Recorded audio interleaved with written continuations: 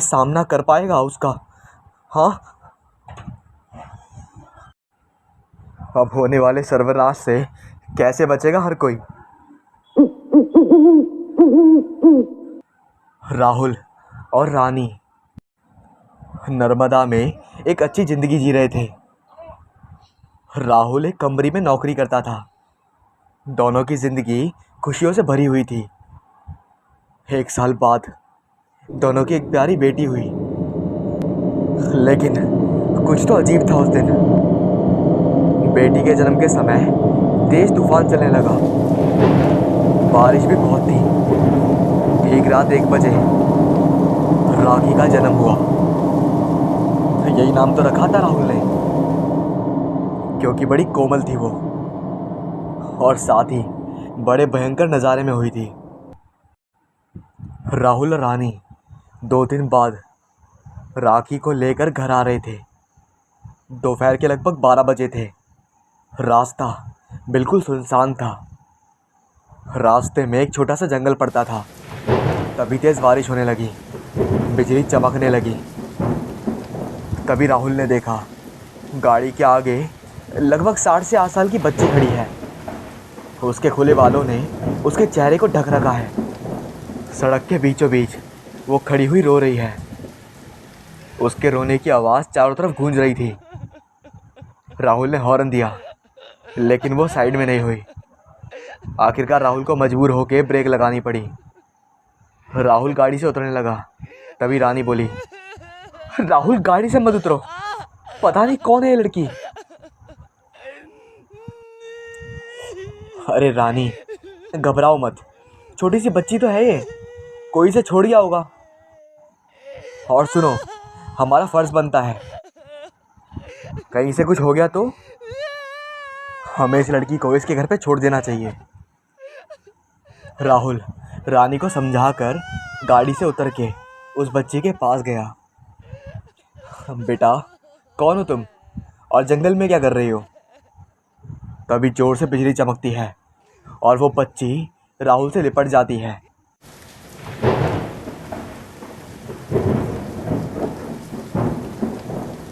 तभी राहुल देखता है कि वो बच्ची बेहोश हो गई है। राहुल उसे गोद में उठा के गाड़ी की पिछली सीट पे डाल देता है। आगे आकर वो गाड़ी चलाने लगता है। साथ ही रानी गोद में राखी को लेकर बैठी है। अब उसे काफ़ी अजीब सी घबराहट होती है। रानी राहुल को कहती है, सुनिए, एक काम करिए, आप पुलिस स्टेशन चलिए, वहीं से लड़की को छोड़ देते हैं। राहुल कहता है, हाँ ये ठीक रहेगा। रानी का ध्यान बार बार पीछे वाली सीट पे जा रहा था। उसे गाड़ी में कुछ अजीब सी बदबू आ रही थी। उसने मुड़ के देखा तो वो बच्ची सो रही थी। तभी रानी की आंख लग गई। राहुल ने जैसे ही ब्रेक लगाई तो रानी की आंख खुल गई। रानी ने देखा कि घर आ गया। वो जैसी उतरने लगी, उसे उस लड़की का ध्यान आया। उसने एकदम से पिछली वाली सीट पे मुड़ के देखा तो वो लड़की बैठी थी। उसके लंबे और मैले बालों ने उसके चेहरे को ढक रखा था। खामोश सी बैठी वो लड़की अपने में ही खोई हुई थी। तभी रानी ने गुस्से में राहुल से पूछा, तुम उसे पुलिस के पास क्यों नहीं छोड़ गया है? राहुल ने जवाब दिया, यार 2 दिन की हमारी बच्ची है, तुम्हें भी आराम की ज़रूरत थी, फिर तुम दोनों के साथ पुलिस स्टेशन कैसे जाता? अब तुम ही बताओ यार, पता नहीं वहाँ कितना टाइम लगे। ये बात सुन के रानी राखी को लेकर गाड़ी से उतरती है। राहुल उसे सहारा देकर घर के अंदर ले जाता है। उसे बेड पे बिठा के वो कार की तरफ बढ़ता है। तभी वो लड़की बोलती है, मुझे भूख लगी है। राहुल कहता है, एक काम करो, तुम कार में बैठो, मैं कुछ खाने के लिए लेकर आता हूँ। फिर वो लड़की बोलती है, मुझे ठंड भी लग रही है। अब राहुल को उसकी हालत देख के उस पर तरस आ जाता है और वो उसे घर के अंदर ले आता है। अब राहुल रानी से कोई पुराने कपड़े पूछता है। रानी कहती है, इतनी बड़ी बच्ची की तो हमारे घर में शायद ही कोई ड्रेस होगी, हमारी राखी तो छोटी है। अभी तक राहुल बाजार चला आता है, उस लड़की के लिए कपड़े लाने। रानी उसे देखकर डर रही है। रानी उससे उसका नाम पूछती है। पूछने के बाद उस लड़की ने अपना नाम जैमिशा बताया। जैमिशा, ये बहुत अजीब नाम था। वो यही सोचने लगी। उसने पूछा, तुम कहाँ से आई हो और वह जंगल में क्या कर रही थी? तो वो बोली, मैं उसी जंगल में रहती थी, लेकिन कोई मुझे नहीं लेके गया। आप मुझे ले आए। अब मैं हमेशा आपके साथ ही रहूंगी। ये क्या कह रही हो? कौन हो तुम? तुम्हारे माँ बाप कहाँ रहते हैं? एक ही पल में गुस्से में रानी ने कई सवाल पूछ लिए, लेकिन जैमिशा ने इनका कोई जवाब नहीं दिया और शैतानी हंसी हंसने लगी। रानी को अब उसे डर लगने लगा। रानी ने राखी को बेड पे लिटाया और खुद खड़ी हो गई। अब रानी जैमिशा का हाथ पकड़ के बाहर निकालने लगी, लेकिन जैमिशा की आंखों में तो खून उतर गया था। उसका चेहरा भयानक होने लगा। उसने रानी को इतनी जोर से धक्का दिया कि वो कमरे से बाहर गिर गई। अब जब तक रानी खुद को संभाल के उठती, जैमिशा ने कमरे का दरवाज़ा अंदर से बंद कर लिया। कमरे में अब सिर्फ जैमिशा और राखी थी। रानी बाहर गिरी हुई थी। रानी अपनी बच्ची को उस लड़की के साथ देखकर बहुत बहुत घबरा गई। जोर जोर से वो दरवाज़ा खटखटाने लगी। दरवाज़ा खोलो प्लीज़, दरवाज़ा खोलो, मेरी बच्ची को छोड़ दो। अंदर से जोर जोर से हंसने की आवाज़ आने लगी। तभी वहाँ राहुल वापस आ गया। रानी की ऐसी हालत देख के बाजार से लाए कपड़े उसने साइड में फेंक दिए और रानी के पास भाग के चला गया और पूछा, क्या हुआ रानी? रानी बोली, राहुल, मैंने तुम्हें कहा था ना, इस लड़की को घर मत लाओ। अब देखो, इस लड़की ने हमारी बेटी को अंदर बंद कर लिया है। ये कह के रानी ने राहुल को सारी बात बताई। राहुल बोला, तुम फिक्र मत करो, मैं अपनी बच्ची को कुछ नहीं होने दूंगा। राहुल ने धक्का मार मार कर दरवाज़ा तोड़ दिया। जैसे ही वो अपनी बेटी को उठाने लगा, जैमिशा ने उसे दूर धक्का दे दिया। उसकी ताकत का सामना राहुल नहीं कर सकता था।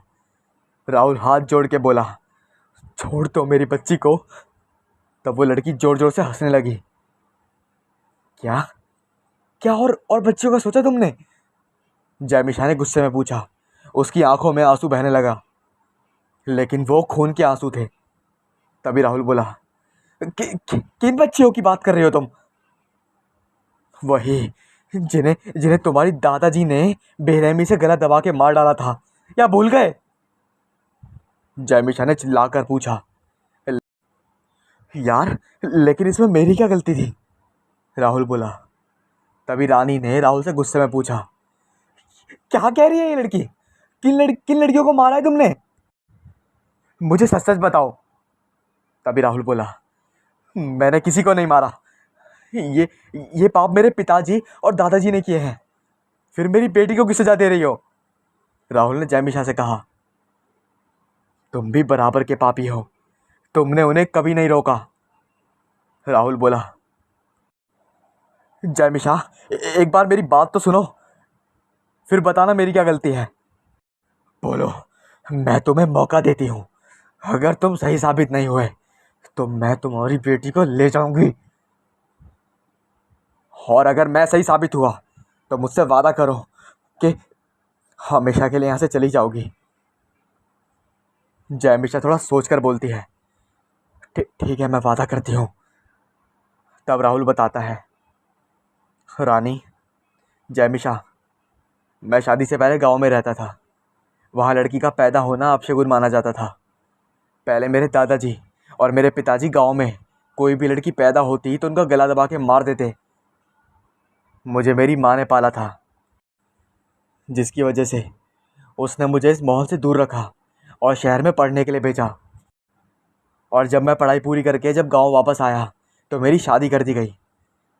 शादी के बाद मुझे धीरे धीरे गांव के माहौल पता चले। मैं इसका विरोध करने लगा। फिर एक दिन मेरी भी बेटी ने जन्म लिया। उस समय मैं कुछ काम से शहर गया था। जब बेटी के जन्म पे वापस आया तो देखा मेरे पिताजी उसका गला दबाकर मार चुके थे। मैं अपनी बेटी को नहीं बचा पाया, लेकिन मैंने तभी पुलिस को फ़ोन किया और अपने पिताजी को जेल पहुंचाया। उन्हें उम्र कैद की सज़ा हुई। मेरी पत्नी इस सदमे से चल बसी। कुछ सालों में माँ भी नहीं रही। मैं उन कड़वी यादों से दूर पाने के लिए यहाँ नर्मदा आ गया। यहाँ तुम मिली और तुमसे प्यार हो गया, फिर शादी करी। इतना कह के राहुल रोने लगा। जैमिशा बोली, तुम जानते हो मैं कौन हूँ? मैं तुम्हारी वही अभागी बेटी हूँ। ये कहकर वो रोने लगी। राहुल ने बिना डरे उसे गले लगा लिया। बेटी, मुझे माफ़ कर दो, मैं तुम्हें नहीं बचा सका। मेरी जान ले लो, लेकिन अपनी नन्ही सी बहन को छोड़ दो। पिताजी, मुझे मुक्ति तभी मिलेगी जब आप मेरे और उन सभी बेटियों के लिए पूजा रखवाओगे। मैं समझ चुकी हूँ आपकी इसमें कोई गलती नहीं है। ये कह के वो रानी को दे के उससे भी माफ़ी मांगती है और गायब हो जाती है। राहुल और रानी गांव जाके सभी बच्चियों के माता पिता के साथ मिलके महापूजा करवाते हैं। जयमिशा की आत्मा को शांति मिल जाती है। गांव में भी सब सुकून से रहते हैं। वो दोनों राखी के साथ वापस आ जाते हैं। राहुल रानी से भी माफ़ी मांगता है इतनी बड़ी बात छुपाने के लिए। रानी भी उसे माफ़ कर देती है। खुशी से अब वो अपने नए जीवन की शुरुआत करते हैं।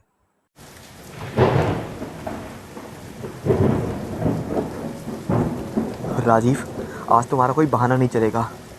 मुझे और बच्चों को आज तुम्हें घुमाए ले जाना पड़ेगा, समझे? राजीव कहता है, देखो शालिनी, मुझे प्रोजेक्ट करना है, फिर कभी ले चलूँगा। शालिनी कहती है, तुम्हें तो अपने परिवार के लिए वक्त ही नहीं है। मेरे लिए ना सही, पर कम से कम बच्चों के लिए तो चलो। राजीव कहता है, देखो मैं समझता हूँ ये सब मैं तुम्हारे और बच्चों के लिए कर रहा हूँ, और तुम ऐसे बोल रही हो। हाँ मैं समझती हूँ, पर हर वक्त काम ही काम, ये तो नहीं हो सकता ना। तुम एक दिन भी हमें कहीं बाहर नहीं घुमाए ले गए। तुम्हें पता भी है कि तुम लास्ट टाइम कब बच्चों के साथ खेले थे। हमारे परिवार की भी कुछ ज़रूरतें हैं। राजीव कहता है, देखो शालिनी, इन्हीं बातों पर मैं हमेशा बहस नहीं करना चाहता। मुझे परेशान मत करो और काम करने दो। शालिनी कहती है, तुम्हें बस पैसा कमाने से प्यार है, हमसे नहीं। तुम रहो अपने काम में बिजी, मैं ले जाऊंगी बच्चों को घुमाने। शालिनी गुस्से से वहाँ से चली जाती है। राजीव फिर अपने काम में बिजी हो गया। थोड़ी देर बाद शालिनी अपने दोनों बच्चे मुकुल और नेहा को गाड़ी में बैठाकर उन्हें बाहर घुमाने ले गई। कुछ घंटे गुजर गए। राजीव अपना काम कर रहा था, तभी उसकी मोबाइल की बेल बजी। उसने कॉल उठाया। कॉल सुनते ही उसने अपने हाथ में लिया हुआ लैपटॉप नीचे गिरा दिया। कॉल हॉस्पिटल से था। उसकी पत्नी और बच्चों का एक्सीडेंट हो गया था और वो सभी मारे गए। ये सुनते ही जैसे वो सुन पड़ गया, वो पागलों की तरह हॉस्पिटल जाने को भागा। हॉस्पिटल में आते ही 3 लाशें उसके सामने थी। वो बहुत रोया। उसके बाकी परिवार वाले, उसका दोस्त तरुण भी वहाँ थोड़ी देर में पहुँचा। तरुण ने कहा, मत रो यार, भगवान अच्छे लोगों को जल्दी बुला लेता है, ये तो सबके साथ होता है। राजीव कहता है, अबे क्या बातें कर रहा है तू? देख, अब मेरी शालिनी उठेगी, मुझसे बात करेगी। मुकुल, मुझे वो गेम स्टेशन जाने की जिद करेगा। मेरी बेटी आकर मेरे गले लगेगी। कुछ नहीं हुआ उनको, सब ठीक है। राजीव पागलों की जैसी हरकतें कर रहा था।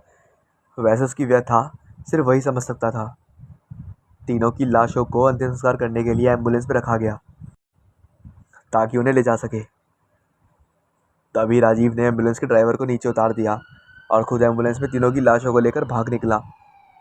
उसको मंजूर नहीं था कि वो अभी भी ये सोच रहा था कि वो तीनों जिंदा हैं। वो पागलों की तरह तेजी से एम्बुलेंस को ले जा रहा था, सभी से दूर। रात हो गई थी, वो हाईवे पर था। तभी उसने वो एम्बुलेंस जंगल के कच्चे रास्ते पर मोड़ दी। वो होश में नहीं था, शायद उसके परिवार के मरने का सदमा लगा था। तेजी से चलती हुई एम्बुलेंस उसने अचानक ब्रेक मारकर रोक दी, क्योंकि आगे बड़ी खाई थी और आसपास जंगल। उसके आंसू जान गए थे, अब उसका परिवार नहीं रहा। वो नीचे उतरा, उसने जी भर के अपनी पत्नी और बच्चों को देखा। फिर उसने ठान लिया, अब वो भी मरेगा। वो खाई के पास आया ताकि कूदकर अपनी जान दे सके। तभी पीछे से उसे आवाज़ आई, रुक जाओ। उसने पीछे मुड़कर देखा, जंगल से एक भयानक महिला निकल के आई। लाल साड़ी पहने, माथे पर खून का बड़ा टीका, चोटी लंबी भयानक, उसके पैरों तक आती हुई, आंखें बिल्ली जैसी डरावनी और लंबे नाखून। राजीव उसे देखकर डर गया, पर फिर खुद को संभाल लिया। कौन हो तुम? महिला ने कहा, इस जगह की डायन। तुम क्यों मरना चाहते हो? राजीव ने कहा, मुझे अब पर फर्क नहीं पड़ता कौन क्या है। राजीव ने उसको सारी बात बताई और बोला, अब मुझे भी मरने दो। डायन कहती है, मरना चाहते हो तो मरो, पर मेरी एक बात सुन लो, फिर फैसला करना। राजीव कहता है, बोलो। डायन कहती है, मैंने जिंदा कर सकती हूँ। राजीव कहता है, क्या सच में? अगर ऐसा हो सकता है तो प्लीज़ प्लीज़ कर दो, मेरी मदद कर दो। मैं तुम्हें जो चाहे वो दूंगा। डायन कहती है, उसके लिए तुम्हें मेरे लिए कुछ चीज़ें लानी होंगी। अगर तुम ले आए तो मैं इनकी आत्माओं को बुलाकर इन्हें फिर से ज़िंदा कर दूंगी, पर अगर मुझे वो चीज़ें मिलेंगी तो ही। राजीव कहता है, तुम जो मांगोगी मैं वो ला कर दूंगा, बस मेरी पत्नी और बच्चों को ज़िंदा कर दो। डायन कहती है, मुझ पर भरोसा रखो, मैंने ज़िंदा कर दूंगी, अगर तुम मुझे वो चीज़ें ला कर दो तो। राजीव कहता है, मुझे क्या लाना होगा? डायन कहती है, जाविर जंगलों की रखती चुड़ैल का रक्त, पोकांत पहाड़ी पे बसा आदमखोर राक्षस भुरतंड के नाखून, नरी नदी के झरने की गुफा में बसा हुआ केरूब पिशाच की आंखें, रथ गांव की मास्टी डायन के पास रखी शैतानी किताब। ये सभी मुझे ला कर दे दो, मैंने ज़िंदा कर दूंगी। राजीव कहता है, इन शैतानी शक्तियों में से ये चीज़ कैसे ला पाऊंगा? डायन ने राजीव को एक बड़ा घातक खंजर दिया और कहा, ये खंजर ले जाओ, इसे उनके मस्तिष्क में मारते ही वो मर जाएंगे, फिर तुम वो सब निकाल सकते हो। राजीव कहता है, ये सब चीज़ें तुम्हें क्यों चाहिए? डायन कहती है, तुम्हें जानने की कोई ज़रूरत नहीं है, तुम्हें तुम्हारा परिवार चाहिए ना, मैं दूंगी। राजीव कहता है, ठीक है, मैं लेकर आऊँगा। अब मेरे पास मरने के अलावा भी यही रास्ता बचा है, तुम भी तो उन्हें ला सकती हो, फिर मुझे क्यों चुना तुमने? डायन कहती है, क्योंकि एक शैतानी ताकत दूसरी शैतानी ताकतों के अलावा किसी को भी मार सकती है, लेकिन वो शैतानी ताकत के इलाके में नहीं जा सकती। अब तुम देर मत करो। डायन ने राजीव को भी सारी बातें विस्तार से समझाई और उसे कहा, ये लो यहाँ का शैतानी नक्शा। डायन कहती है, इसमें सिर्फ एक खंजर ही नहीं, तुम्हारी चपलता भी तुम्हें मदद करेगी। इतना याद रखना, ये बड़ी ही खतरनाक शैतानी ताकतें हैं, इन्हें मारना आसान नहीं है, वरना तुम मारे जाओगे। अपनी पूरी ताकत लगा देना। राजीव कहता है, मुझे मेरे परिवार को ज़िंदा रखना है, मैं पूरी कोशिश करूँगा। जाओ लेकर आओ वो चीज़ें। राजीव निकल पड़ा उस भयानक राह पर ताकि अपने परिवार को वापस ला सके। उसकी पहली राह थी जाविर जंगलों की रखती चुड़ैल का रक्त। राजीव बस से उसकी मंजिल की ओर जा रहा था। उसे अपने आप से नफरत हो गई थी।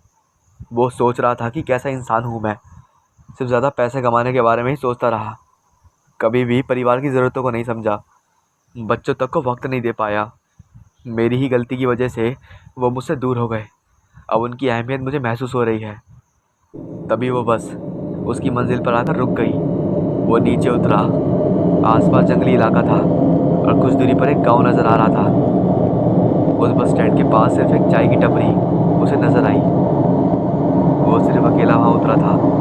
वो चाय की टपरी पर गया और एक चाय मंगवाई। वहां चाय वाले के अलावा दो लोग चाय पी रहे थे और एक वहीं सोया हुआ था। चाय वाला कहता है, बाबूजी, यहाँ किसी काम से आए हैं क्या? राजीव कहता है, हाँ, एक जंगली बेल जो इन जंगलों में पाई जाती है, बस उसी के संशोधन के लिए आया हूँ। ठीक है बाबूजी, कोई मदद लगे तो बोल दीजिएगा। राजीव कहता है, हाँ, मुझे वो जंगली बेल जाबिल जंगल में मिलेगी। मुझे बता सकते हो वो जाबिल जंगल कहाँ पर है? सभी लोग ये सुनते ही दहल उठे। वहाँ सोया वो आदमी भी जग चुका था। चाय वाला कहता है, बाबूजी, उस जंगल का नाम लेना भी पाप है। कहते हैं कि उस जंगल में किसी चुड़ैल का बसेरा है। कई लोगों को उसने मार डाला है। आप जैसे आए हैं वैसे ही लौट जाइए। राजीव ने अब ज़्यादा बात नहीं करी और चाय पीकर जहाँ गांव था उस और जाने लगा। तभी पीछे से आवाज़ लगाते हुए आदमी जो सोया हुआ था चाय की टपरी पर उसके पास आया। मेरा नाम दारा है, मैं आपकी मदद कर सकता हूँ। राजीव ने उसे ठीक से देखा। लंबी दाढ़ी, सर के बाल गंदे और घुंघराले, और शायद थोड़ी शराब पिया हुआ फिर, पर दिखने में बलवान जैसा शरीर था। राजीव ने कहा,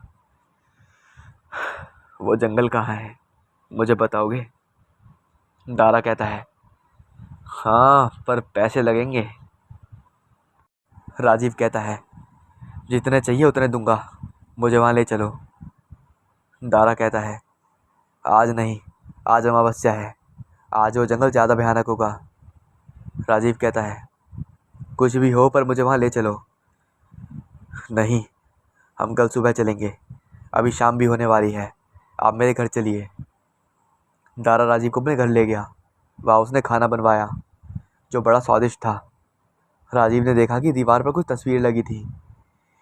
एक तस्वीर पर एक महिला और बच्ची थी और दूसरे में दारा की पहलवानी की तस्वीर थी। राजीव ने कहा, तुम पहलवान हो? दारा ने कहा, हाँ, पर उनके जाने के बाद जैसे सब कुछ तहस नहस हो गया। मेरी पत्नी और बच्चे जिन्हें उस चुड़ैल ने मार डाला। राजीव ने कहा, कैसे? दारा ने कहा, मैं पहलवानी करने दूसरे गांव गया था। रात को मेरी बेटी की तबीयत अचानक ख़राब हो गई और उस समय गांव में ना वैद्य था ना ही डॉक्टर। शहर जाना मतलब पूरी रात सफ़र करना। मेरी बेटी की हालत ज़्यादा ख़राब थी। उन जाविर जंगल से एक कच्चा रास्ता दूसरे गांव जाता है। मेरी पत्नी के साथ सबने आने से मना कर दिया। उस चुड़ैल के डर के कारण बच्ची की हालत उससे देखी नहीं गई। उसने बैलगाड़ी खुद निकाली। बच्चों को उसमें रखकर वो उस कच्चे रास्ते से दूसरे गांव में लेकर जाने लगा ताकि वहाँ के डॉक्टर या वैद्य को दिखा सके। अगली सुबह जब मैं आया तो मेरे सामने उनकी लाशें पड़ी थी। उस शैतान चुड़ैल ने उन्हें नोच खाया था। ये बोलते ही वो बहुत रोने लगा। राजीव की आंखें भी भर आई। फिर दारा ने एक शराब की बोतल निकाली और पूरी पी गया। फिर शराब के नशे में उसने बोल दिया, आगे हनुमान मंदिर के पीछे वाला जंगल ही जाबिर का जंगल है। ये बोलते ही वो सो गया। पर राजीव को अपना काम पूरा करना था। वो चुपके से निकल पड़ा उस जाबिर जंगल की ओर। रात का भयंकर सन्नाटा था। वो जंगल में दाखिल हुआ। आज अमावस्या की काली रात थी। उसने दारा के घर से एक बड़ी टॉर्च साथ ले ली थी। रात कीड़ों की डरावनी आवाज़ें उस काली अमावस्या की रात को और भी भयंकर बना रही थी। वो काफ़ी अंदर तक आ चुका था, एक हाथ में टॉर्च और दूसरे हाथ में खंजर लिए। तभी अचानक कुछ बड़ी तेज़ी से उसके पास से गुजरा। राजीव का दिल जोरों से धड़कने लगा। उसने देखा नीचे आसपास खून ही खून बिखरा पड़ा था। तभी अचानक उस पर भयानक वार हुआ। उसके चलते उसकी टॉर्च दूर जा गिरी। अब धारदार नाखूनों से कोई उस पर तेज़ी से वार किए जा रहा था। अजीब चीखने की आवाज़ें आ रही थी, पर अंधेरा इतना कि कुछ दिखाई नहीं पड़ रहा था। राजीव चारों ओर खंजर घुमाए जा रहा था। तभी वो किसी तरह टॉर्च के पास पहुंचा। जैसे ही उसने टॉर्च घुमाई, उसके सामने रखती चुड़ैल उसे गुस्से से घूरती हुई नजर आई। रक्त से भरी हुई डरावनी आंखें, लंबे नाखून। उसने फिर हमला किया। राजीव ने खंजर मारने की कोशिश की, पर उसके तेजी के वार से वो खंजर दूर जा गिरा। वो फिर उनके सामने थी। राजीव घायल और बेसहारा बन गया था। मौत उसके सामने थी। जैसे ही वो आगे बढ़ी, उसके पीछे से किसी ने उस पर कुल्हाड़ी से वार किया। वो दारा था। वो राजीव के पीछे पीछे चला आया था। उसके दिल में जो गुस्सा भरा हुआ था, वो कुल्हाड़ी से बार बार उसे वार किए जा रहा था। तभी राजीव ने खंजर लिया और दारा को देते हुए कहा, इसे इसके सर में मार दे, ये मारी जाएगी। दारा ने खंजर लिया और चुड़ैल के सिर पर मारता ही रहा। उसके खून की बौछारें उड़ने लगी। वो मारी गई। फिर राजीव ने छोटी बोतल निकाली और उसका रक्त उसमें एकत्रित कर लिया। दारा ने कहा, आखिर मैंने बदला ले लिया। मेरी पत्नी और मेरी बच्ची की आत्मा को शांति मिलेगी। राजीव ने कहा, तुम्हें कैसे पता चला है मैं जंगल में आ गया? दारा ने कहा, मैंने तुम्हारे पास खंजर देखा था, मुझे शक हुआ। मैं जानबूझकर नशे में सोने का नाटक किया। बाकी मैं 10 बोतलें भी पी जाऊं, मुझे होश रहता ही है। फिर मैं तुम्हें पीछे पीछे आने लगा। राजीव ने कहा, शुक्रिया दोस्त, मेरी जान चली जाती तुम ना आते तो। दारा ने कहा, तुम यहाँ आए क्यों हो? इसका रक्त एकत्रित क्यों किया तुमने? राजीव ने कहा, मैं तुम्हें पूरी कहानी सुनाता हूँ। और राजीव ने अपनी आप बीती उसे सुनाई। राजीव की बातें सुनते ही दारा भावुक हो गया। दारा ने कहा, पर क्या वो डायन सच में उन्हें जिंदा करेगी? राजीव ने कहा, हाँ यार, इसी आस पे तो ये काम कर रहा हूँ, वरना अब तक तो मैं भी मर गया होता। दारा ने कहा, तुम्हारी व्यथा मैं समझ सकता हूँ दोस्त, मैं तुम्हारे साथ हूँ। आगे की राह पर मैं तुम्हारा साथ दूंगा। हम मिलकर उनका सामना करेंगे। मुझे खुशी होगी अगर मैं भी तुम्हारे परिवार को जिंदा करने में मदद कर सका। राजीव ने कहा, शुक्रिया दोस्त। दारा ने कहा, चलो अब आगे किसके पास जाना है? राजीव ने कहा, पोकांत पहाड़ी पे बसा आदमखोर राक्षस बुरतंड के नाखून लेने। अगले दिन वो दोनों पोकांत पहाड़ी की ओर जाने निकले। दोपहर करीब 3 बजे वो एक पहाड़ी इलाके में दाखिल हुए। पूछताछ करने के बाद उन्हें उस पोकांत पहाड़ी के बारे में पता चला। वो उस जगह पहुंचे जहाँ एक नदी थी। रिक्शे से उतरकर वो आगे बढ़ने लगे। वहाँ उन्हें एक इंसान पेड़ के नीचे आराम करते हुए नजर आया। सुनो भाई, किसी ने हमें बताया है कि यहीं कहीं पोकांत पहाड़ी है। आदमी ने कहा, क्या? पोकांत पहाड़ी? पागल लोग हो क्या? मौत की पहाड़ी है वो, वहां जाने की सोचना भी मत। दारा ने कुछ पैसे निकाले और उसे दे दिए। अब तो बताओगे कि पहाड़ी कहाँ है? हाँ हाँ, क्यों नहीं। तुम्हें मरना है तो जाओ, ये नदी से आगे चले जाओ। ये पानी घुटने तक ही है। आराम से आगे चले जाओगे, फिर कुछ दूरी पर जंगल पार करने के बाद वो पहाड़ी मिल जाएगी। राजीव कहता है, शुक्रिया दोस्त। वो दोनों नदी पार करके उस पार पहुंच गए। जंगल पार करने के बाद उनके सामने में एक बड़ी पहाड़ी थी। पहाड़ी पर दोनों चढ़ने लगे। वो काफ़ी ऊपर आ गए थे। शाम हो गई थी। दोनों काफ़ी थके हुए थे तो आराम करने बैठ गए। राजीव ने कहा, वो आदमखोर राक्षस यहीं कहीं होगा। दारा ने कहा, हाँ, ज़्यादातर ये शैतानी राक्षस रात में ही हमला करते हैं।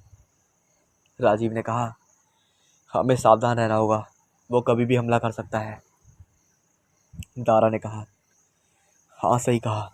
रात हो गई थी। रात में पहाड़ी काफ़ी भयानक लग रही थी। उन्होंने आग जला ली, अपने साथ लाया कुछ खाना खाया, फिर इंतज़ार करने लगे कि कब वो राक्षस सामने आए। अचानक एक अजीब सी भयानक चिल्लाहट की आवाज़ सुनाई दी।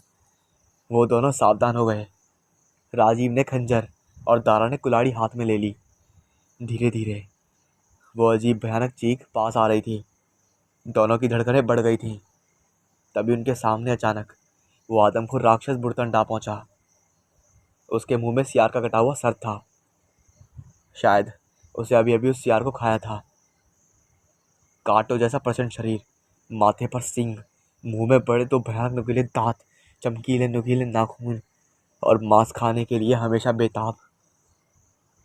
अचानक वो उन दोनों पर टूट पड़ा। लड़ाई भयंकर हो गई थी। वो अपने नाखूनों से दोनों पर वार किए जा रहा था। वो दोनों भी डटे हुए थे। आज एक तो वो मरने वाले थे, या फिर ये राक्षस। तभी उसने दारा को दूर फेंक दिया। राजीव को मारने वो आगे बढ़ा। तभी राजीव दूसरी ओर भागा। वो राजीव के पीछे था। तभी आगे जाकर राजीव वहाँ रुक गया। राजीव के आगे जंगली झाड़ियाँ थी। राक्षस वहाँ आ पहुँचा। राजीव ने आखिरी लड़ाई के लिए खंजर हाथ में लिया। जैसे ही आदमखोर उस पर कूदा, वैसे ही राजीव वहाँ से हट गया और राक्षस जंगली झाड़ियों में जाकर गिर गया। दारा भी वहाँ आ पहुँचा। राजीव ने खूंखार खंजर उस बुर्तन राक्षस के सिर में मार दिया। वो तड़प कर मारा गया। फिर उसके नाखून निकाल लिए।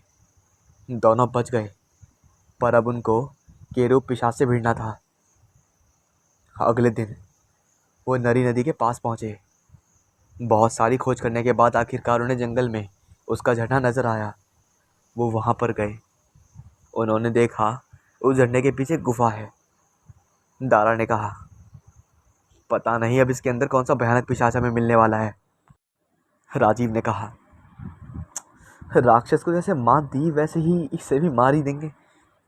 दारा ने कहा, आदमखोर राक्षस से भिड़ते ही हमारा पूरा दम निकल गया था।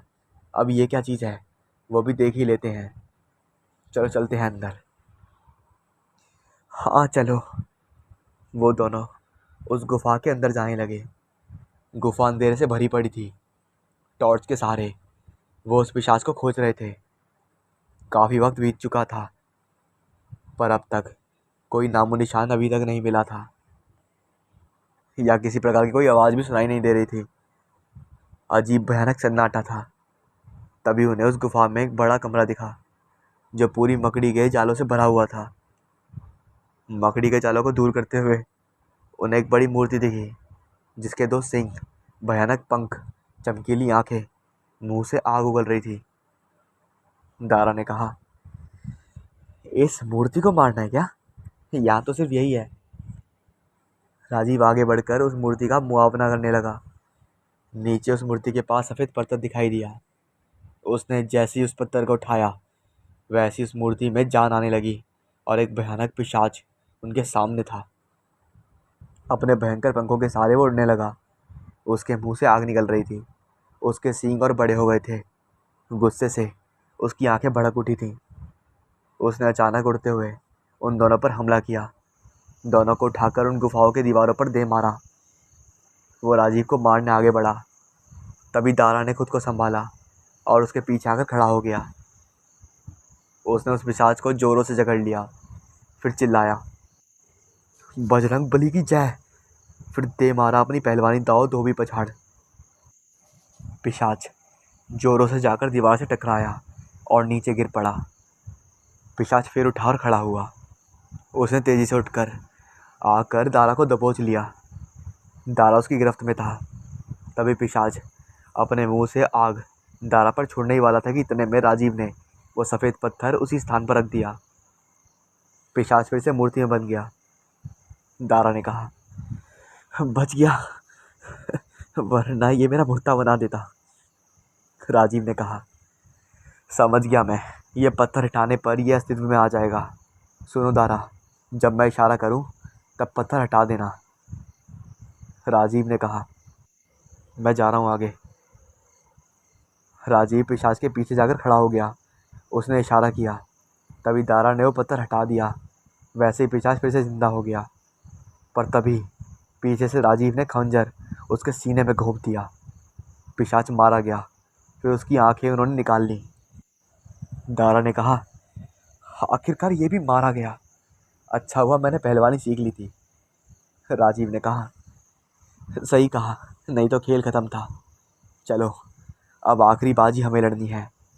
वो दोनों निकल पड़े अपनी आखिरी लड़ाई लड़ने, रत गांव की ओर, जहाँ मशमी डायन ने कोहराम मचा रखा था। उससे उसे शैतानी किताब लेनी थी। अगले दिन वो रथ गांव पहुंचे। उन्होंने बहुत पता किया, पर उन्हें उस माशमी डायन का कुछ पता नहीं चला। राजीव ने कहा, यार डायन तो यहीं कहीं होनी चाहिए। दारा ने कहा, हाँ पता नहीं कहाँ छुपी हुई है, पर एक डायन गांव में कैसे रहेगी। राजीव ने कहा, वही समझ नहीं आ रहा। तभी एक आदमी उनके पास आया और बोला, पगला गए हो क्या दोनों? सबके घर जाकर डायन के बारे में पूछ रहे हो। भला यहाँ कोई डायन क्यों रहेगी? राजीव ने सोचा, ऐसे पूछेंगे तो सबको पागल ही लगेंगे। राजीव एक योजना बनाता है और कहता है, सुनो, क्या आस पास कोई जादू टोना करने वाला तांत्रिक है या कोई महिला रहती है? आदमी ने कहा, जादू टोना? अच्छा हाँ, पर वो गांव में नहीं रहती। सामने जंगल में देख रहे हो, उसी के अंदर आगे वहाँ पर जाओ, वो पेड़ है ना, वहाँ पर आगे जाओगे तो एक जादू टोना करने वाली बुढ़िया वहाँ रहती है। गांव वाले उससे दूर ही रहते हैं, पागल सी जो ठहरी। राजीव कहता है, ठीक है शुक्रिया। क्या वो बुढ़िया ही माशमी डायन होगी? ये सोचते हुए वो आगे बढ़ता है। वो दोनों उस जंगल में बढ़ने लगे। कुछ देर बाद उन्हें एक झोपड़ी दिखाई दी। वो दोनों अंदर दाखिल हुए। वहाँ कोई मौजूद नहीं था। तरह तरह की मालाएं और जड़ी बूटियाँ वहाँ पर पड़ी हुई थी। वो दोनों शैतानी किताब वहाँ खोजने लगे। तभी एक बक्से में उन्हें एक किताब दिखाई दी, जिस पर काले शक्तियों के शैतान का चित्र था। यही है वो किताब, हमें मिल गई। दारा कहता है, वाह यार, बिना कुछ मेहनत किए ही मिल गई। तभी उन्हें किसी के आने की आवाज़ सुनाई दी। वो दोनों सावधान हो गए। गले में काली मालाएं, माथे पर बड़ा काला टीका और काली साड़ी पहने एक वृद्ध महिला अंदर आई। राजीव ने कहा, तुम ही हो ना माशमी डायन? महिला कहती है, हाँ मैं ही हूँ, पर सिर्फ माशमी, कोई डायन नहीं। दारा कहता है, ये किताब यहीं से मिली, मतलब तुम ही डायन हो। राजीव इसे भी मार दो। माशमी कहती है, रुको बेटा, क्या तुम मुझे बताओगे कि तुम्हें किताब क्यों चाहिए? राजीव ने सारी बात उसे बता दी। माशमी कहती है, बच्चों, तुम बेशक इस किताब को ले जा सकते हो, मैं तुम्हें नहीं रोकूंगी, पर मेरी एक बात सुनो। वो डायन ये चीज़ें मिलने के बाद तुम दोनों को मार देगी। दारा कहता है, अरे हमें क्यों मारेगी वो? माशमी कहती है, उसे शक्तिशाली डायन बनना है, ये चीज़ें इसलिए उसको चाहिए। इस किताब में इन चीज़ों के इस्तेमाल के साथ मंत्र दिए हैं ताकि वो शक्तिशाली ताकत बन सके। इसलिए उसने राजीव के परिवार को जिंदा करने की बात कही। उसे पता था कि राजीव के अंदर परिवार को जिंदा करने की आग ये सब चीज़ें हासिल करने में मदद करेगी। उसने तुम्हारा फ़ायदा उठाया। दारा कहता है, हम तुम पर यकीन क्यों करें? माशमी कहती है, यकीन करना ना करना तुम दोनों के ऊपर है। अगर चाहो तो ले जाओ ये किताब, पर इतना याद रखना, उसके पास ये चीज़ें गई तो विनाश रहेगा। राजीव कहता है, मतलब मेरा परिवार जिंदा नहीं हो सकता? माशमी कहती है, हो सकता है बेटा, अगर तुम दोनों मेरे साथ दो तो हम उस डायन को मारकर इस किताब की मदद से उन्हें ज़िंदा कर सकते हैं। दारा कहता है, मुझे लगता है राजीव ये सही कह रही है, उसी डायन ने तुम्हारा फ़ायदा उठाया। राजीव ने कहा, चलो तो उसे ख़त्म करते हैं। माशमी कहती है, मैं अपनी जादू शक्ति से चिड़िया बन जाती हूँ, तुम छुपा कर मुझे उसके पास ले जाओ। वो तीनों वापस आने लगले उस डायन के पास जिसने राजीव को भेजा था। रात हो गई थी। राजीव और दारा वहाँ पहुँच चुके थे। माशमी चिड़िया बनकर वहीं एक पेड़ पर बैठ गई थी। डायन ने कहा, क्या तुम्हें वो चीज़ें मिल गई? ये आदमी कौन है? राजीव ने कहा, ये मेरा दोस्त है और मुझे सारी चीज़ें मिल गई, अब मेरे परिवार को ज़िंदा करो। डायन कहती है, मुझे पहले वो चीज़ें दो। तभी माशमी जो चिड़िया बनी थी वो अपने असली रूप में आ गई। उसने अपने जादू से उस डायन को कैद कर लिया। माशमी ने कहा, भयानक डायन, तो उस किताब से शक्तिशाली बनना चाहती हो? आज तुम्हारा नाश होगा। डायन ने कहा, तुम यहाँ? राजीव ने कहा, मुझे तुम्हारी हरकतों का पता लग गया था। माशमी ने कहा, ज़्यादा बातें मत करो, जल्दी मार दो उसे खंजर से। राजीव उसे मारने आगे बढ़ा पर वहीं रुक गया। उसे लगा पता नहीं क्यों ये गलत नहीं हो सकती। इन्हीं विचारों में राजीव ने एक फैसला किया और तभी उसने खंजर डायन को ना मारकर माशमी के पेट में घुसा दिया। और जैसे ही माशमी को खंजर लगा वो अपने असली रूप में आने लगी। वो और भी भयानक बनने लगी। उसके बाल उड़ने लगे। उसमें से असंख्य भयानक आंखें बाहर आने लगी। डायन ने कहा, राजीव जल्दी वो किताब मेरे पास लाओ और चीज़ें भी। राजीव ने वो चीज़ें और किताब डायन को दे दी। माशमी की शक्तियाँ बाहर निकल रही थीं और वो और भी भयानक होती जा रही थी।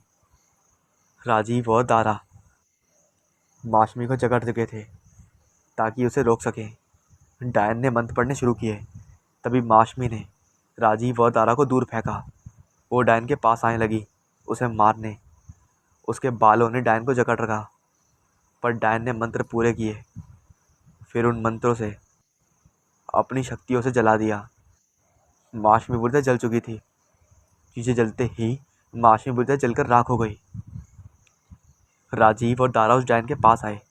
डायन ने कहा, हाँ, अच्छा हुआ राजीव तुम उसकी बातों में नहीं आए, वरना कोई भी नहीं बचता। राजीव ने कहा, वो क्या थी? अचानक इतनी भयानक कैसे बन गई थी? डायन ने कहा, राजीव वो चीज़ें मैंने उसे मारने के लिए ही मंगवाई थी। उन चीज़ों के साथ अगर वो मेरी जान भी ले लेती तो वो दुनिया की सबसे शक्तिशाली ताकत बन जाती। इन चीज़ों के साथ उसे मेरी शक्तियाँ चाहिए थी, इसलिए वो तुम्हारे साथ आई थी ताकि मुझे भी मार कर शक्तिशाली हो सके। दारा ने कहा, मैं समझ गया। उसके शक्तिशाली बनने से पहले तुम्हें उसे मारना था ताकि उसे शैतानी ताकत हासिल ना हो सके। डायन ने कहा, हाँ, उसने आखिरी जो चीज़ें उन्हें चाहिए थी वो थी मेरी जान, क्योंकि मैं आखिरी बची हुई डायन हूँ जिसके पास शक्तियाँ हैं। पर मुझे अभी शैतानी ताकत नहीं चाहिए थी, पर उसे लेनी थी ताकि वो इस दुनिया पर राज कर सके। राजीव ने कहा, अगर आज गलती हो जाती तो सब खत्म हो जाता। डायन ने कहा, तुमने सही वक्त पर सही फैसला लिया। गलती से ही सही तुम अपने परिवार की लाशों को यहाँ ले आए। ये लो तुम्हारा इनाम। उसने एम्बुलेंस में रखी। उसके परिवार में उनकी आत्माएं फिर से डाल दी और फिर से उसकी पत्नी और राजीव के दोनों बच्चे जिंदा हो गए। वो उन्हें लिपट कर बहुत रोया। राजीव ने कहा, शुक्रिया यार, मेरे परिवार को फिर से जीवन दान देने के लिए। दारा ने कहा, मैं अपने परिवार को भी याद कर रहा हूँ। काश मैं उस दिन पहलवानी के लिए ना गया होता तो कुछ कर पाता मेरे परिवार के लिए। डायन ने कहा, दारा, मैं तुम्हारे परिवार को वापस नहीं ला सकती क्योंकि उनके शरीर नष्ट हो गए हैं। हाँ, पर कुछ देर के लिए उनकी आत्माओं से मिला सकती हूँ। उसने कुछ मंत्र बोले और वहाँ दारा की पत्नी और बेटी की आत्माएं प्रकट हुई। दारा ने कहा, मुझे माफ़ कर देना, तुम दोनों की मौत का जिम्मेदार मैं ही हूँ। दारा की पत्नी ने कहा, हम दोनों ऊपर ईश्वर के पास सही सलामत हैं, आप अपना ख्याल रखिएगा। बेटी ने कहा, पिताजी मैं बहुत खुश हूँ, आप हमें आखिरी बार देख पाए। कभी उदास मत रहना और फिर से पहलवानी शुरू करना। आपका सपना था ना कि आप बड़े पहलवान बने। मैं और माँ दोनों चाहते हैं आप अपना सपना पूरा करें। हम सदा आपके साथ हैं। दारा ने कहा, मैं हमेशा खुश रहूँगा और बड़ा नामी पहलवान बनकर दिखाऊंगा। फिर कुछ देर में उन दोनों की आत्माएं गायब हो गई। डायन ने उन दोनों को शुक्रिया किया और वापस जंगल में जाकर गायब हो गई। राजीव को अब उसका परिवार वापस मिल चुका था। अब वो काम के साथ अपने परिवार को भी पूरा वक्त देता था। मेरी माँ ने लव मैरिज की थी, जिस वजह से नाना जी वैसे ही नाराज़ थे और उन्हें पता चला कि पापा एक कपड़े की दुकान में बैठते हैं तो वो और भी गुस्सा हो गए। मेरे नाना अपने गांव के बहुत ही अमीर इंसान थे और उनकी हर जगह काफ़ी इज्जत थी। मेरे नाना मेरी माँ से बहुत प्यार करते थे, इसलिए शादी के लिए राज़ी हो गए थे, लेकिन हमेशा ही पापा को काम के लिए किया करते थे। इतने दिन अब पापा सीना चौड़ा करके अपने ससुराल जा रहे थे, लेकिन उस फ़ोन की घंटी ने एकदम उनकी खुशी मिटा दी, मानो कोई खिलता हुआ फूल मुरझा गया हो। माँ ने पापा से पूछा, क्या हुआ, किसका फ़ोन था? इस पर पापा कुछ नहीं बोले और हम लोग बस स्टैंड पर पहुँचे। नाना का घर सिर्फ 1 घंटे की दूरी पर था। मैं उस समय लगभग 9 साल की थी और मेरा छोटा भाई 2 साल का। एक भाई जिसे मम्मी ने गोद में रखा था और मैं बीच में बैठी थी। मम्मी पापा को ये लगा कि मैं सो गई, लेकिन बस के झटकों में नींद तो नहीं आती, बस झपकी आती है। पापा बड़ी ही बेबसी से माँ को बताते हैं कि उनकी नौकरी नहीं रहेगी। पोस्ट ऑफिस के डिपार्टमेंट वालों ने फ़ोन किया था कि गलती से आपके पास फैक्स चला गया, क्योंकि राजू नाम के 2 कैंडिडेट हैं और एक जैसी ही क्वालिफ़िकेशन होने की वजह से थोड़ी गड़बड़ी हो गई। लेकिन माँ ये बात मानने के लिए तैयार नहीं थी, क्योंकि ऐसे कैसे गड़बड़ हो गई। मेरे में उस वक्त इतनी समझ नहीं थी कि मैं समझ सकूं कि एक नौकरी किसी के लिए क्या मायने रखती है। हम लोग नाना के घर पहुंचते हैं। वहां पहुंचने ही नाना के ताने शुरू हो जाते हैं। नाना बोलना शुरू करते हैं, हमने सुना है तुम्हारी सरकारी नौकरी लग गई। चलो अच्छा है, तुमने कुछ तो अच्छा काम किया। हमारे लेवल तक तो आ नहीं सकते, कम से कम मेरी लड़की को ठीक से 2 वक्त की रोटी तो खिला ही दोगे। ये सब सुन मेरी माँ और पापा कुछ नहीं बोले और शाम तक हम लोग घर वापस आ गए। मेरे पापा के माथे पे चिंता की वो लकीरें आज भी थी, जो मैं आज तक नहीं भूली हूँ। अगले दिन सुबह ही पापा के दोस्त घर आए। मम्मी चाय बनाने लगी और मैं मेरे भाई के साथ आंगन में ही खेल रही थी।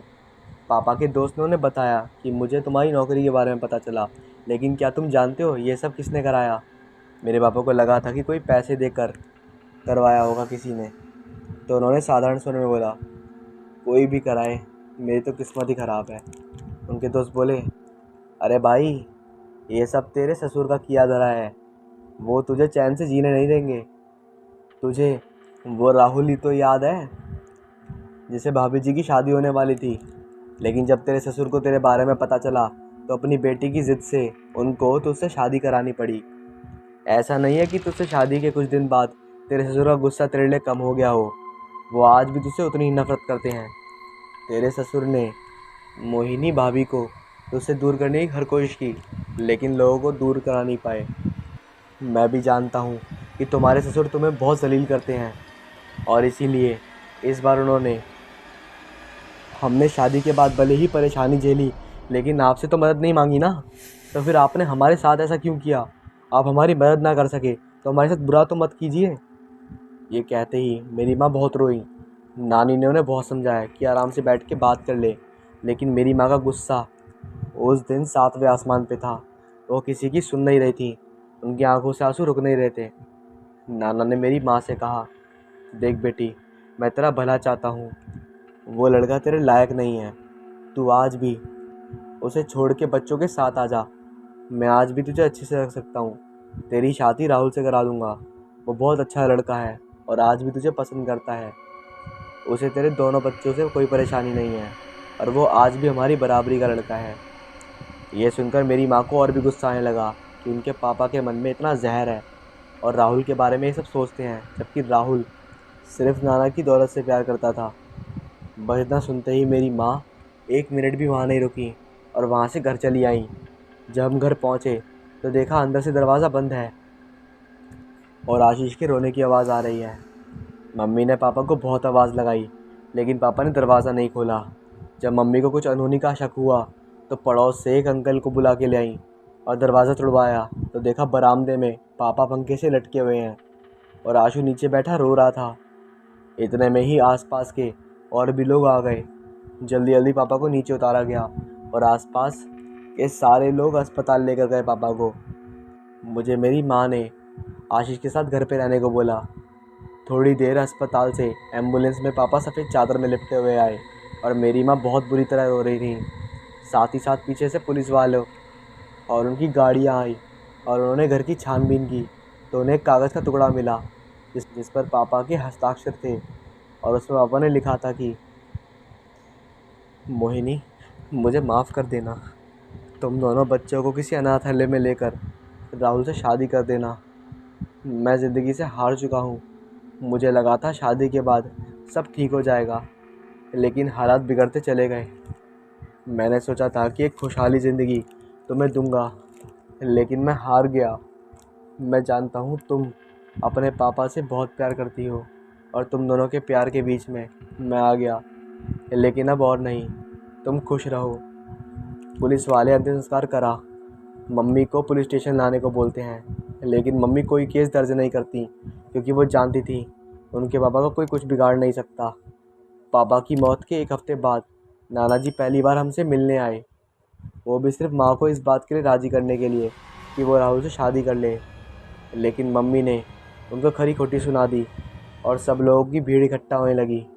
नाना जी अपनी बेइज्जती देखकर वहाँ से इतना कहकर चले जाते हैं, मुझे लगा था तेरी अकल ठिकाने आ जाएगी, लेकिन तू चाहती नहीं कि तेरे बच्चों की ज़िंदगी सुधरे।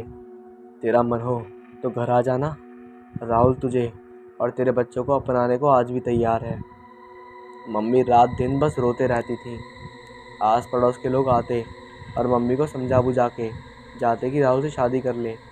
घर में इतनी परेशानी आ गई थी कि एक वक्त का खाना खाना भी मुश्किल हो गया था। कहीं काम करने जाती तो उनको यही कर समझा दिया जाता कि अपने पापा के घर वापस लौट जाओ, सब ठीक हो जाएगा। आखिर में सब लोगों की बातें मानकर मेरी माँ ने राहुल से शादी कर ली। लेकिन शादी के 3 दिन बाद ही राहुल ने हम दोनों को अनाथालय में डलवा दिया और माँ को वो डेली मारता था। राहुल एक जंगली जानवर था, इंसान हो ही नहीं सकता था वो। मेरी माँ हम दोनों के बिना नहीं रह पाती थी और वो जब भी अपने नाना से मदद मांगती थी तो वो उन्हें घर से भगा देते थे। मेरी माँ को राहुल ने एक बार जान से मार दिया और उसे कहीं दफना दिया। मैं और आशीष हम दोनों काफ़ी छोटे थे। मैं अपने भाई आशीष को उठाकर उस घर की तरफ बढ़ पड़ी, लेकिन हमारा बीच रास्ते में ही एक्सीडेंट हो गया जिसकी वजह से मेरी और आशीष की मौत हो गई। लेकिन मैंने ये ठान लिया था कि मैं उसे ज़िंदा नहीं छोड़ूंगी, इसलिए मैं डायन प्रक्रिया में गई और मैं इसके परिवार को मार दूंगी। ये सुनकर मेरी माँ और पास बैठा सारा परिवार एक तरह से बहुत गुस्से में आ चुका था, लेकिन कुदरत का कशी करिश्मा था। उस डायन ने अपनी पूरी शक्ति लगाकर वो पूरी रफ्तार में जैसे ही राहुल के पास पहुंची, राहुल डर कर पीछे हो गया और जैसे ही वो पीछे हुआ पूरा परिवार ने चिल्लाया नहीं, क्योंकि वो अब गोले से बाहर था। उस डायन ने राहुल के 32 टुकड़े कर दिए और वहीं खार के वो मार दी। उसके बाद अघोरी ने सबको शांत कराया। पूरा परिवार ये देखकर चौंकने लगा था और सब रोने लगे थे। लेकिन अब उस डायन ने कहा, मेरा बदला पूरा हुआ, अब मैं यहाँ कभी वापस नहीं आऊँगी और मुझे जो चाहिए था वो मुझे मिल गया। अब मैं तुम्हें हमेशा के लिए छोड़ती हूँ। और अघोरी ने पूरे परिवार को मंत्रित करके उनका पूरा हल करा दिया। इसके बाद उनके परिवार के साथ कभी ऐसा कुछ हुआ तो नहीं, लेकिन वो माँ अपने बेटे को आज भी याद करती है। एक रात रमेश नाम का एक लड़का अपने कॉलेज से आ रहा था। आते समय उसे रिक्शा या कोई भी गाड़ी आने के लिए नहीं मिली, तो उसने कैब बुक कर ली और कैब लगभग 5 मिनट के अंदर अंदर उसके कॉलेज के बाहर खड़ी थी। वो अपना OTP वेरीफाई कराकर उस कार में बैठ जाता है और उस कैब में एक लड़की भी होती है जिसके साथ वो अपनी सीट शेयर करता है। कैब वाले को अपना एड्रेस बताकर वो वहाँ पर उन्हें छोड़ने को बोलता है। कैब वाला सीधे सीधे उन दोनों को उनके घर पर उतारने के लिए अपनी गाड़ी बढ़ाता है। तभी वो लड़की रमेश से उसका नाम पूछती है, तो वो अपना नाम उसे बताता है और दोनों एक दूसरे को इंट्रोडक्शन करते हैं। फिर दोनों में कुछ बातचीत होने लगती है। रमेश का घर 1 घंटे दूर था, इसलिए वो आराम से बैठा था और साथ में लड़की का कुछ पता नहीं था। लेकिन लड़की ने अपना घर कुएनगर रमेश के घर से लगभग 2 किलोमीटर की दूरी पर था। यानी लड़की को रमेश के घर से काफ़ी दूर जाना था। रमेश का स्टॉप पहले आने वाला था। लड़की ने रमेश से कहा, क्या आप मेरे साथ पब चलेंगे, जो बीच रास्ते में ही पड़ता है। हम नाइट आउट एक साथ बिताएंगे। रमेश को ये सुनकर अजीब लगा कि कोई लड़की अभी 2 मिनट पहले ही उससे मिली है और एकदम ही उससे ऐसी ऐसी बातें कर रही है। इसके बाद रमेश ने उस लड़की को मना कर दिया। उसने कहा कि मुझे घर जाके अपनी पढ़ाई करनी है, मेरे परसों से एग्ज़ाम है। इसके बाद लड़की ने मुंह बना लिया और वो थोड़ा सा पीछे हो गई। रमेश समझाते हुए बोला कि हम फिर कभी चलेंगे, आप मुझे अपना नंबर दे दीजिए। लड़की ने अपना नंबर दे दिया और साथ में लड़की ने अपना नाम सुनैना बताया। इसके बाद रमेश का घर आ गया था, तो रमेश ने उस लड़की को बाय बोलकर वो अपने घर पे चला गया। रमेश गांव से शहर में पढ़ने के लिए आया था। उसके माँ बाप किसानी का काम करते थे। उसके माँ बाप ने काफ़ी मेहनत करके पैसा जुटाया था उसकी पढ़ाई के लिए, क्योंकि रमेश का काफ़ी दिल था पढ़ाई करने का। वो अपने माँ बाप को ऐसी सिचुएशन में नहीं देख सकता था। उसने ठान रखी थी कि वो अपने माँ बाप की ज़िंदगी बदल देगा, जिसके लिए वो पढ़ाई करने के लिए शहर आया था। रमेश बीटेक का कोर्स कर रहा था, जो लगभग 4 साल का होता है, और उसका कोई भी दोस्त नहीं था। वो अकेला उस रूम में रहता था, जिसका किराया लगभग 3,000 रुपये था। उस कमरे में छोटी सी रसोई थी, जो उसने खुद ही बना रखी थी। उसी में वो सोता था, पढ़ता था, नहाता था और सुबह कॉलेज चला जाता था। कॉलेज से घर, घर से कॉलेज, बस उसकी यही ज़िंदगी थी। वो जी तोड़ मेहनत करना चाहता था ताकि वो अपने माँ बाप को एक खुशहाल ज़िंदगी दे पाए। अगले दिन रमेश जब कॉलेज जा रहा था तो उसके पास सुनैना का कॉल आया। सुनैना ने बोला, रमेश कैसे हो? रमेश ने बोला, मैं ठीक हूँ, आप सुनाओ। सुनैना ने बोला, यार आज 8 बजे तुम मिल सकते हो मेरे को? रमेश ने बोला, ऐसा क्यों, क्या काम है आपको? सुनैना ने बोला, आज 8 बजे एक पार्टी रखी है, क्योंकि आज मेरा बर्थडे है और तुम भी तो मेरे दोस्त हो, तो इसलिए तुम्हें वहाँ पर आना पड़ेगा। रमेश ने कहा, मुझे काम है, मुझे ज़रूरी काम है, मैं नहीं आ सकता। उस लड़की ने ज़िद करी तो रमेश मान गया। जैसे ही कॉलेज का ख़त्म हुआ, वो 7 बजे निकलकर 8 बजे तक लड़की की बताई हुई लोकेशन पे पहुंचा। वहाँ पर पब था जहाँ पर पार्टी चल रही थी। उसी के बाहर लड़की खड़ी किसी का इंतज़ार कर रही थी। जब उसने देखा कि रमेश आ गया तो उसने रमेश को हाथ पकड़कर सीधा वो पब के अंदर ले गई और वहाँ पर वो पार्टी करने लगे।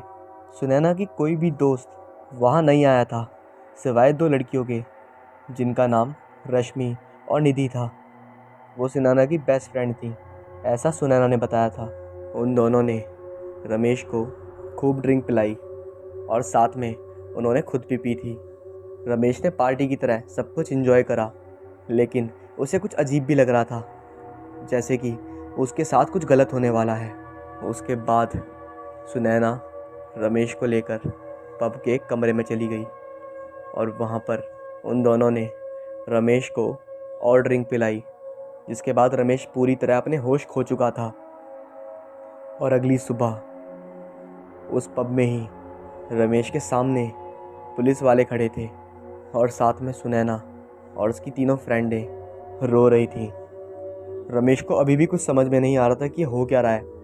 फिर पुलिस वालों ने बोला, तूने इन तीनों लड़कियों का रेप क्यों करा? रमेश ने बोला, क्या बात कर रहे हो आप, ऐसा कुछ भी नहीं हुआ है, मैंने तो ऐसा कुछ भी नहीं करा। आप इन तीनों से ही पूछ लो, इन तीनों ने तो मेरे को बर्थडे में बुलाया था।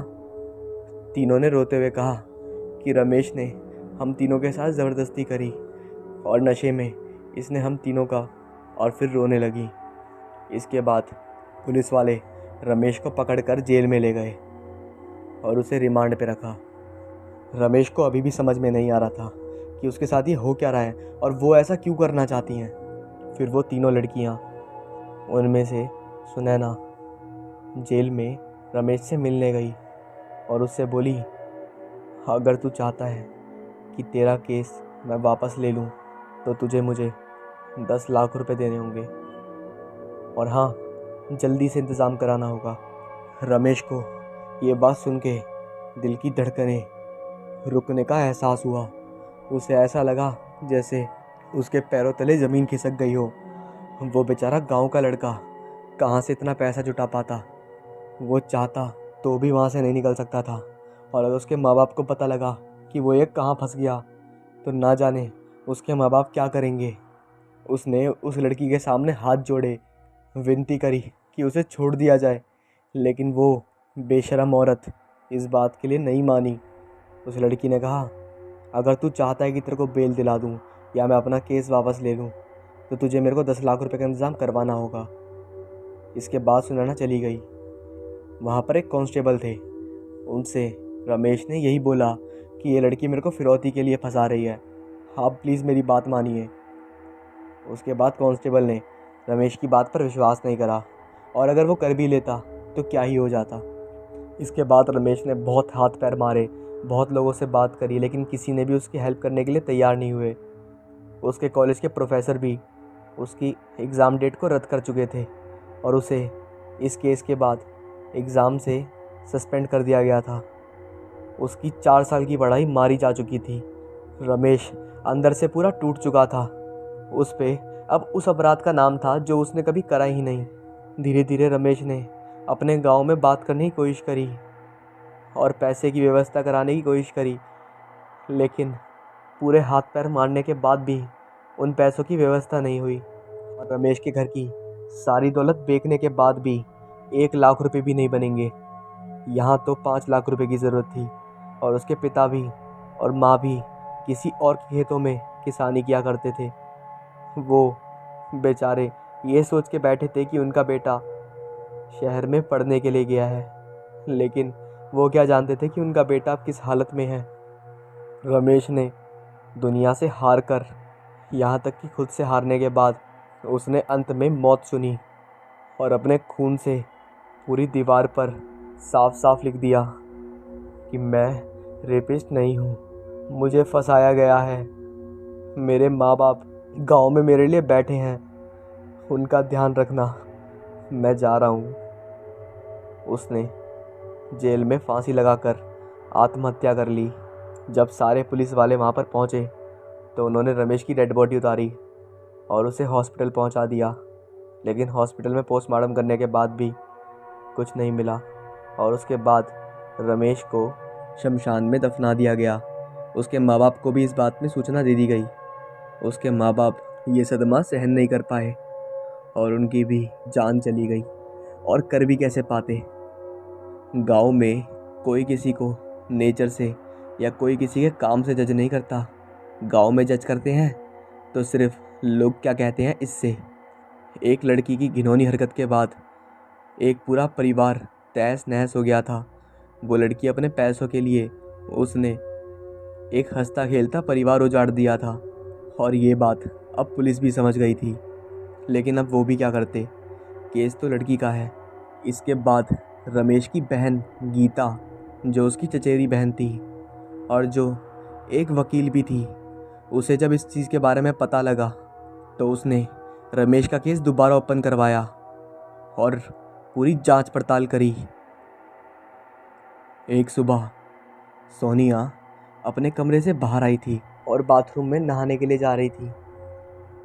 सोनिया के बदन के ऊपर एक एक बूंद पानी की गिर रही थी, और सोनिया का भीगा बदन कोई अपने हाथों से साफ कर रहा था।